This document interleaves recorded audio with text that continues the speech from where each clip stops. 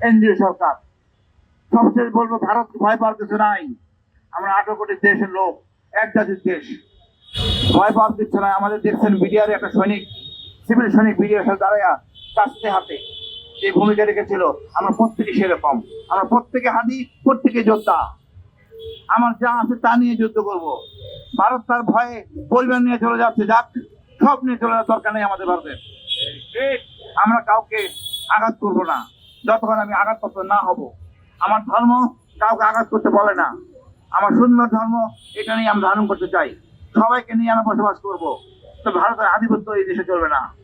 আগামী নির্বাচনে বলি, দেখেন, এই নির্বাচন হচ্ছে পূর্বের নিয়ম কানুন মোতাবেক, সেই নিয়ম কানুন মানা হচ্ছে না। দ্বৈত নাগরিক ঋণ খেলাপিকে দেওয়া হচ্ছে নমিনেশন। আমি জানি না ডক্টর ইউনূস বা নির্বাচন কমিশনার কি সমস্যা। আপনি পদত্যাগ করেন যদি না পারেন, পদত্যাগের কালটা সৃষ্টি করে না পারেন, না জুতা মালা পড়তে হবে আপনাদের। যে অবস্থা দাঁড় করাইছে তাতে দেখা যাচ্ছে এই নির্বাচনের সামনে নিয়ে যাওয়া সম্ভব না। আমি তো এই বড় বড় নেতা যারা বিদেশি দ্বৈত নাগরিক, এদেরকে বাদ দেওয়া ডিফিকাল্ট, আবার রাখাও ডিফিকাল্ট। আমার এই যারা ঋণ খেলাপি সব চোখ আবার চুরি করার জন্য নির্বাচন আসতেছে। এই দল তাদেরকে নির্বাচন করছে, এই জন্য তো বিপ্লব হয় নাই। তা আমি মনে করি